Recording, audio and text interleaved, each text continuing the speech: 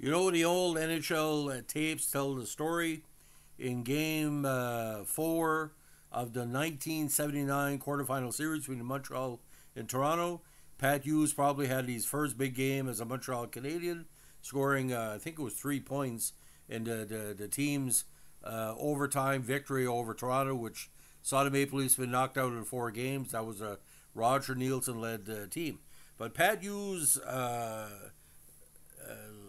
line to the NHL started with Montreal, but he found himself successful years in Pittsburgh and Edmonton, and is considered probably one of the most underrated players of his era. A good two-way player, good solid 20-goal scorer, and a lot of people believe at 6'1", 180, the Habs should have made more room for him, but hockey happens. Now Hughes was born in Calgary on March 25th, 55. After playing college hockey at the University of Michigan, he started his NHL career with the Habs in '78. He later played for the Penguins, Oilers, Sabres, Blues, and Whalers.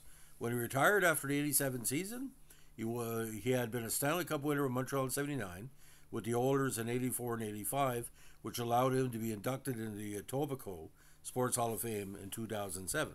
Now, on February 3rd, '84, while playing for the Oilers, Hughes became only the 34th player in the first 7 decades of the NHL to score 5 counters in a contest, accomplishing the defeat in a 10-5 wipeout of the Calgary Flames and a penalty-filled installment of the Battle of Alberta. Now, after his playing career was done, Hughes embarked on a 20-year tenure with the Ann Arbor, Michigan Police Department, where he served with distinction over his years, but has since retired from the force. Now he came to the NHL in a very unique way. We're going over this right here. Now, the 75 amateur draft was pretty strong for Montreal. They took him 52nd overall. Now, came to major prominence with Rich Hill, Junior B's side in 1973, but his first 2 years with Michigan were strong, 69 points and 38 goals with only 73 contests. He was the Michigan Deckers Club Award Rookie of the Year in '74, but unfortunately injury in '75 to his right shoulder limited his play, and he had postseason surgery to correct the problem. Now, he eventually made it to the NHL on December 14, '77, and of course, his famous number 30 for Montreal was well known. Now, after leaving for Pittsburgh, he wore number 24, number 16 with Edmonton, number 26 with Buffalo, number 18 with St. Louis, and 24 with Hartford. Now, total NHL games, 573, 130 goals, 120 assists, 258 points, and again, a strong two-way career. Playoffs, 33 points in 71 contests, 8 games. Now, again, he did lose in the Stanley Cup Finals in '83, but you might as well say he was part of the '78 team in Montreal. Even though he didn't get a ring, he did play the regular season with them, but he was not with them to the playoffs. Now, he also worked at Edmonton's marketing department during off seasons of his playing days with the Oilers. Now, he had to be called up to the NHL for the first time in December '77, when numerous Montreal players came down with the flu and the team needed emergency replacements. He also, again, missed part of the '81 season with a sore back, an injury suffered in March '81. He also missed part of the '82 season with strained knee ligaments. This was an ailment he suffered in a game against the Islanders in November '81. Now, he also scored the goal that gave Wayne Gretzky's 200 point in '81-'82. Of course, Gretzky got the helper.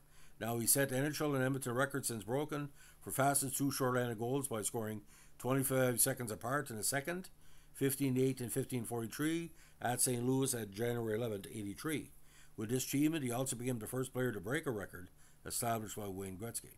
Now, he did miss part of the '85 season with sprained knee suffered in October '84 preseason game, and also missed '85 with a sprained knee he suffered in January '85.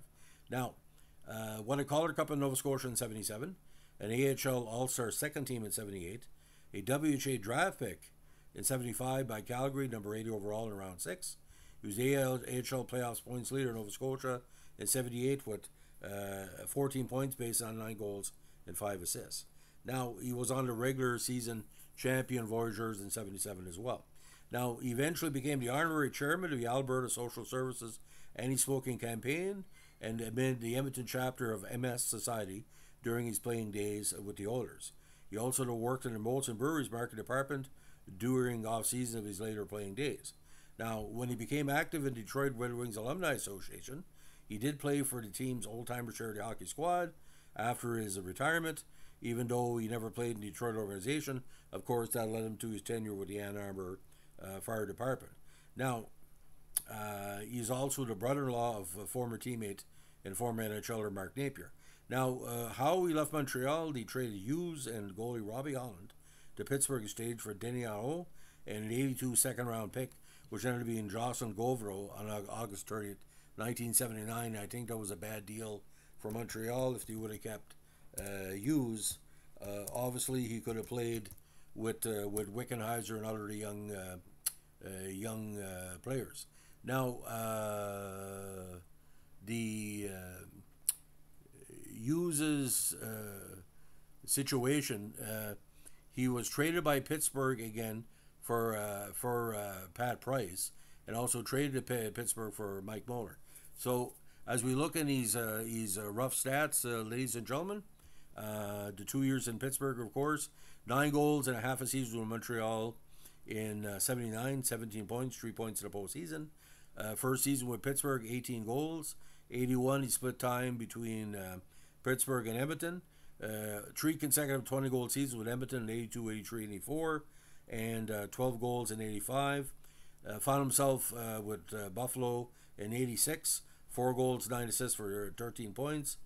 St. Louis in 87 and Hartford in 87, 45 contests, 1 goal, 5 assists, and 6 points. Now, again, 3-time Stanley Cup winner.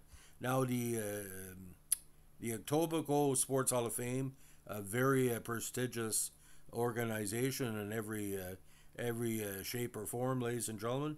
And I think why Pat Hughes was recognized, because his dedication to the sport was well known, and the idea about being recognized like that, it's quite a prestigious thing as well, because Etobicoke, again, that's a big part of the Ontario what they call hockey fraternity.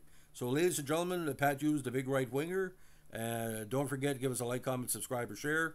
We take requests as well. Don't forget to let us know. And by the way, ladies and gentlemen, if you have a chance, watch that 79 Game 4 Toronto-Montreal where Pat shows his big ice skills. A very good 5-on-5 player. That's why I love playing with Gretzky. And I think at one point he was leading point getter on Gretzky's second line, if anybody wants to correct me on that. Thanks for listening. And don't forget, the NHL playoffs start on Saturday. I get Edmonton at 6, so tell me what you think. Have a good one. Bye.